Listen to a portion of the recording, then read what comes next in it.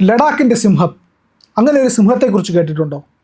കേട്ടിട്ടില്ലെങ്കിൽ കേൾക്കേണ്ടതാണ്. കാരണം ഇന്ത്യക്ക് അഭിമാനമായ വിജയം നേടിത്തന്ന കാർഗിൽ യുദ്ധത്തിലെ ഏറ്റവും വലിയ പോരാളികളിൽ ഒരാൾ. അതാണ് സോനം വാങ്ചുക് എന്ന പേരിൽ അറിയപ്പെടുന്ന ലഡാക്കിൻ്റെ സിംഹം എന്ന വിളിപ്പേരുള്ള കേണൽ സോനം വാങ്ചുക്.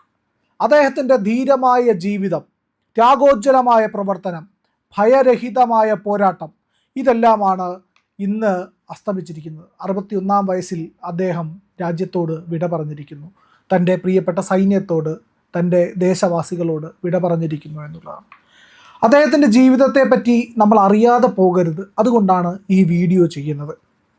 കേണൽ സോനം വാങ്ചുക് എന്ന് പറയുന്നത് ഒരു സാധാരണ കുടുംബത്തിൽ ജനിച്ച ഒരു വ്യക്തിയായിരുന്നു. അദ്ദേഹം വളരെ സ്പോർട്സിലൊക്കെ വളരെ ആക്റ്റീവായിരുന്നു. പഠിക്കുന്ന കാലത്ത് തന്നെ ഗ്രാജുവേഷൻ്റെ അവസാന ഘട്ടത്തിൽ സൈന്യത്തിലേക്ക് ജോയിൻ ചെയ്യുകയായിരുന്നു. ആർമിയിൽ ഓഫീസറായിട്ടാണ് കമ്മീഷൻ ഉണ്ടാവുന്നത്. ആർമിയിൽ ഓഫീസറായി ചേർന്നു. ആസാം റെജിമെൻറ്റിലാണ് ചേരുന്നത്. ആസാം റെജിമെൻറ്റിൽ നിന്ന് ലഡാക്ക് സ്കൗട്ടിലേക്ക് ഡെപ്യൂട്ട് ചെയ്യപ്പെട്ടാണ് അദ്ദേഹം ലഡാക്ക് സ്കൗട്ടിലെത്തുന്നത്.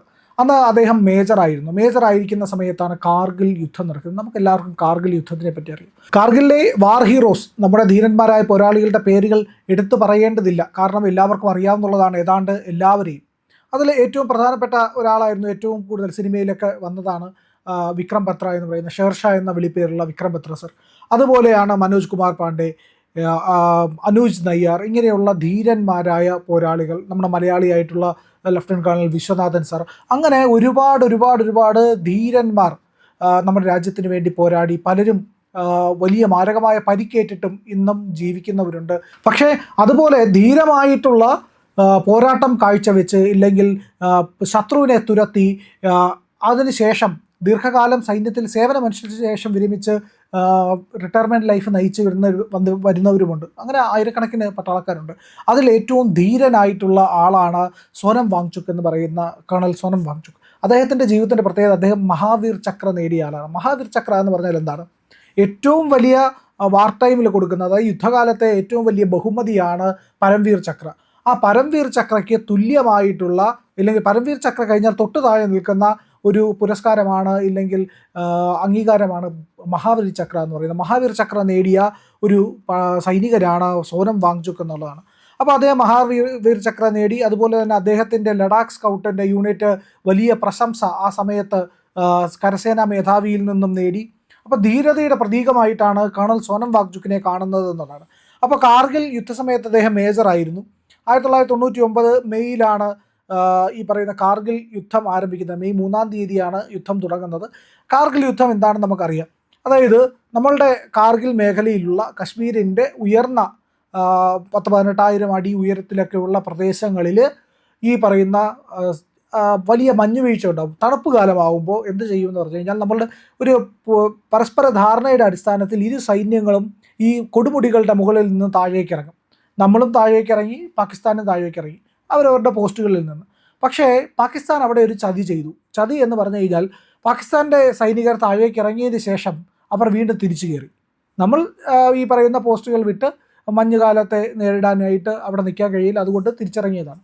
അങ്ങനെ തിരിച്ചിറങ്ങിയ നമ്മളാണ് പിന്നീട് നോക്കുമ്പോൾ ലഫ്റ്റനന്റ് കാലിയ, ആ പേര് നമുക്കറിയാവുന്നതാണ്. ലഫ്റ്റനന്റ് കാലിയയും സംഘവും പെട്രോളിങ്ങിന് വേണ്ടിയിട്ട് ഈ മേഖലയിൽ ചെല്ലുമ്പോൾ ബങ്കറുകളിൽ നിന്ന് ഫയറിങ് വരുന്നു. അങ്ങനെ നോക്കുമ്പോഴാണ് നമ്മളുടെ ബങ്കറുകൾ, നമ്മുടെ പോസ്റ്റുകളൊക്കെ തന്നെ ഈ പറയുന്ന പാകിസ്ഥാനിൽ നിന്നുള്ള മുജാഹിദീനുകളും ഈ ഭീകരന്മാരും സൈനികരും ഒക്കെ കൂടെ കൈയടക്കി വെച്ചിരിക്കുകയാണ്.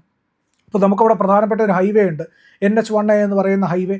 അപ്പോൾ ആ ഹൈവേ ഒക്കെ കട്ട് ചെയ്യാനായിട്ട് ഇവർക്ക് അവിടെ നിന്നാൽ സാധിക്കും എന്നുള്ള ഒരു അവസ്ഥ കൂടിയുണ്ട്. അപ്പോൾ അങ്ങനെ വലിയ ഭീഷണി നിലനിൽക്കുന്നു. പാകിസ്ഥാൻ അതിക്രമിച്ചു കയറി നമ്മുടെ ഭൂമിയിലേക്ക് വന്നപ്പോൾ അതിനെ ചെറുക്കാൻ വേണ്ടിയിട്ടാണ് നമ്മളുടെ സൈനികർ സജ്ജമായിട്ട് അവിടേക്ക് ചെന്നത് എന്നാണ്. അപ്പോൾ സോനം വാങ്ചുക്കിൻ്റെ നേതൃത്വത്തിലായിരുന്നു ലഡാക്ക് സ്കൗട്ട് അവിടേക്ക് പോയത്. അദ്ദേഹം അന്ന് മേജറായിരുന്നു, നേരത്തെ പറഞ്ഞല്ലോ. അപ്പോൾ ചോർബത്ത് എന്ന് പറയുന്ന ഒരു പ്രദേശമുണ്ട്, അത് ചോർബത്ത് അപ്പോൾ ഒരു ഗ്ലേഷ്യൽ മേഖലയാണ്. അപ്പോൾ ഉയർന്ന പ്രദേശമാണ്, 18,000 അടി ഉയരത്തിലാണ്.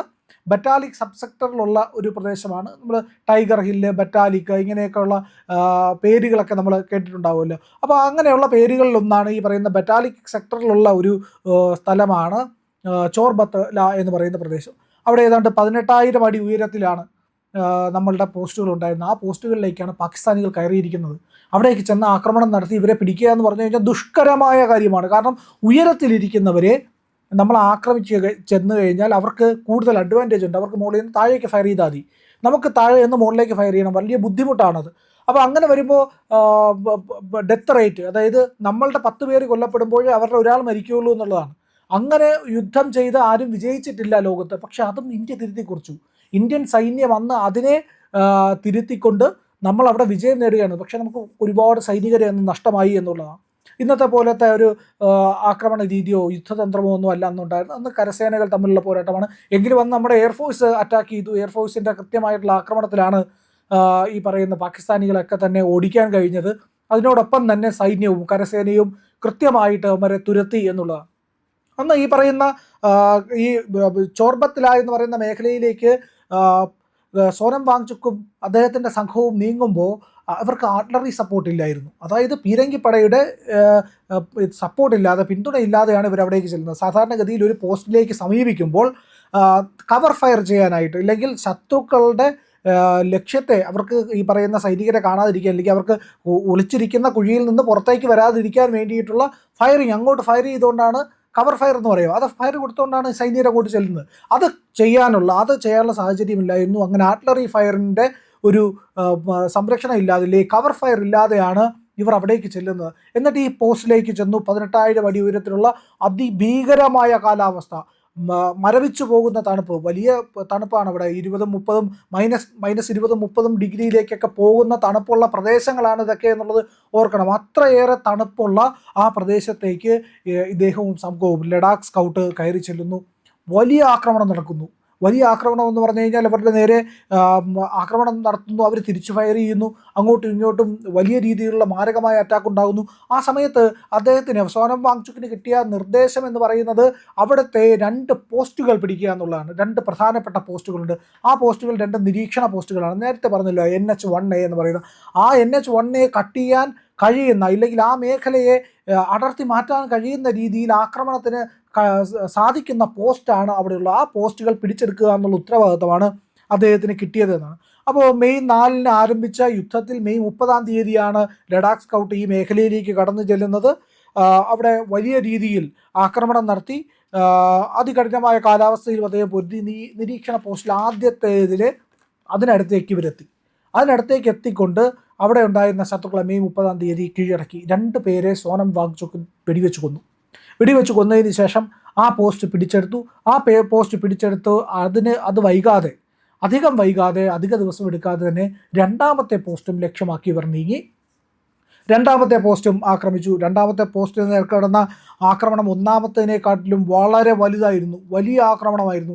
അവിടെ ഇവർ കരുതിയതിനേക്കാൾ കൂടുതൽ ശത്രുക്കളുണ്ടായിരുന്നു. ശത്രുക്കളുടെ നിരന്തരമായ ഫയറിങ്ങിനെ അതിജീവിക്കാനായിട്ട് വലിയ ബുദ്ധിമുട്ടായിരുന്നു. എങ്കിലും ആ മലനിരകളിൽ, ചെങ്കുത്തായ ആ മലനിരകളിലൂടെ ഇവർ മുന്നോട്ട് കുതിച്ചു. സോനം വാങ്ചുക്കിൻ്റെ നേതൃത്വത്തിലുള്ള സൈന്യം, അതായത് ലഡാക്ക് സ്കൗട്ടിനെ വിളിക്കുന്ന പേര് എന്ന് പറഞ്ഞു കഴിഞ്ഞാൽ മഞ്ഞിലെ പോരാളികൾ എന്നാണ്.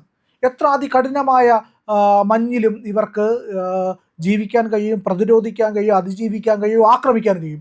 അങ്ങനെ ശേഷിയുള്ള സോനം വാങ്ചുക്കിൻ്റെ നേതൃത്വത്തിലുള്ള മഞ്ഞിലെ പോരാളികൾ അവിടേക്ക് കടന്നു ചെല്ലുന്നു. 2ാമത്തെ പോസ്റ്റും, അതായത് 2ാമത്തെ പോസ്റ്റും ഇവർ ആക്രമിച്ച് പിടിക്കുകയാണ്. അപ്പോൾ സോനം വാങ്ചുക്ക് 6 ഭീകരരെയാണ്, 6 പാകിസ്ഥാനികളെയാണ് വെടിവെച്ച് കൊല്ലുന്നത്. 6 പേരെ കൊന്നുകൊണ്ട് ആ 2ാമത്തെ പോസ്റ്റ് പിടിക്കുന്നു. അങ്ങനെ ലഡാക്ക് സ്കൗട്ട് ഏൽപ്പിച്ച ഉത്തരവാദിത്വം പൂർണ്ണമായും വിജയകരമാക്കുന്നു.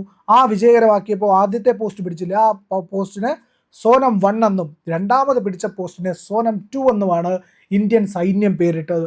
അങ്ങനെ അദ്ദേഹത്തിനോടുള്ള ആദരവിൻ്റെ അടിസ്ഥാനത്തിലാണ് അങ്ങനെയുള്ള പേര് കൊടുത്തത് എന്നുള്ളതാണ് ഏറെ പ്രധാനമായിട്ടുള്ള കാര്യം. അങ്ങനെ വലിയ നേട്ടം രാജ്യത്തിന് വേണ്ടി സോനം വാങ്ചുക്ക് സംഭാവന ചെയ്തു. ഇന്നും അദ്ദേഹം റിട്ടയർ ചെയ്തു. അത് കഴിഞ്ഞ് കേണലായി കഴിഞ്ഞപ്പോഴത്തേക്കാണ് അദ്ദേഹം റിട്ടയർ ചെയ്തിട്ട് വിശ്രമ ജീവിതം നയിക്കുകയായിരുന്നു. ആ സമയത്ത് ലഡാക്കിലുള്ള അദ്ദേഹത്തിൻ്റെ വീട്ടിൽ വെച്ചായിരുന്നു ഇന്ന് രാവിലെ അദ്ദേഹം മരണപ്പെട്ടത്. സുഖമില്ലാതിരുന്നു, ചെറിയ നെഞ്ചുവേദന ഉണ്ടായിരുന്നു എന്ന് പറഞ്ഞിരുന്നു. ഹോസ്പിറ്റലിൽ പോയി പരിശോധന നടത്തി തിരിച്ചു വന്നിട്ട് കുറവുണ്ടായിരുന്നു. പക്ഷേ രാത്രി കിടന്നുറങ്ങിയതിന് ശേഷം രാവിലെ ആയപ്പോൾ അദ്ദേഹം ഉണർന്നില്ല. പിന്നെ ആ ഉറങ്ങാതെ 100 കണക്കിന് രാത്രികൾ രാജ്യത്തിന് വേണ്ടി കാവലിൽ നിന്ന് അദ്ദേഹം ഒരു രാത്രിയിലെ ഉറക്കത്തിൽ തന്നെ പരമപദം പൂകി എന്ന് പറയാം, ഈശ്വരൻ്റെ അടുത്തേക്ക് ചെന്നു എന്നിട്ട്. ബുദ്ധിസ്റ്റ് മതത്തിൽപ്പെട്ട ബുദ്ധിസ്റ്റ് വിശ്വാസിയായിട്ടുള്ള ആളായിരുന്നു. അദ്ദേഹത്തിൻ്റെ ജീവിതം, അങ്ങനെ ത്യാഗോചരമായ ജീവിതം സൈനികർക്ക് എന്നും ഒരു ഇൻസ്പിറേഷനായിരുന്നു. ഇൻസ്പിറേഷൻ എന്ന് പറഞ്ഞു കഴിഞ്ഞാൽ അക്കാഡമികളിൽ പഠിക്കുന്ന വിദ്യാർത്ഥികൾക്ക്, Indian military academy, national defence അക്കാഡമിയിലൊക്കെ പഠിക്കുന്ന ജെന്റിൽമാൻ കാഡറ്റുകൾക്ക് എന്നും ഒരു പ്രചോദനത്തിൻ്റെ കഥയാണ് സോനം വാങ്ചുക് എന്ന് പറയുന്നത്. അദ്ദേഹത്തിൻ്റെ ധീരത, അദ്ദേഹത്തിൻ്റെ ത്യാഗസന്നദ്ധത, ഇതെല്ലാം ധീരതയും ധൈര്യവും ത്യാഗവുമാണ് സൈന്യത്തിൻ്റെ ഏറ്റവും പ്രധാനപ്പെട്ട മുദ്രയായിട്ട് കണക്കാക്കുന്നത്. അതുകൊണ്ടാണ് IMA കൊടുക്കുന്ന ഒരു ബാഗുണ്ട്, ഇന്ത്യൻ മിലിറ്ററി അക്കാഡമിയിൽ. ആ ബാഗ് ബ്ലഡ് റെഡും സ്റ്റീൽ ഗ്രേയും ആയിരിക്കും. കറേജ് ആൻഡ് സാക്രിഫൈസ് എന്നുള്ളതാണ് അതിൻ്റെ അർത്ഥം, ആ നിറങ്ങളുടെ അർത്ഥം. അപ്പോൾ അതെല്ലാം തന്നെ, ആ ബ്ലഡ് റെഡ് എന്ന് പറയുന്നത് ഇതുപോലുള്ള ധീരന്മാരായിട്ടുള്ള സൈനികരുടെ ചോരയുടെ നനവാണ്, അതിൽ നിന്ന് വന്ന നിറമാണ് എന്നുള്ളതാണ്. അങ്ങനെ സൈന്യത്തിൻ്റെ ഒരു മഹാപോരാളി, വളരെ ധീരനായിട്ടുള്ള ഒരു സൈനികൻ സോനം വാങ്ചുക് നമ്മോട് വിട പറഞ്ഞിരിക്കുന്നു. അദ്ദേഹത്തിൻ്റെ വീരമായിട്ടുള്ള ജീവിതം ആയിരക്കണക്കിന് ആൾക്കാർക്ക് ഇന്നും പ്രചോദിതമാണ്. അത് കൂടുതൽ ദീപ്തമായിരിക്കട്ടെ.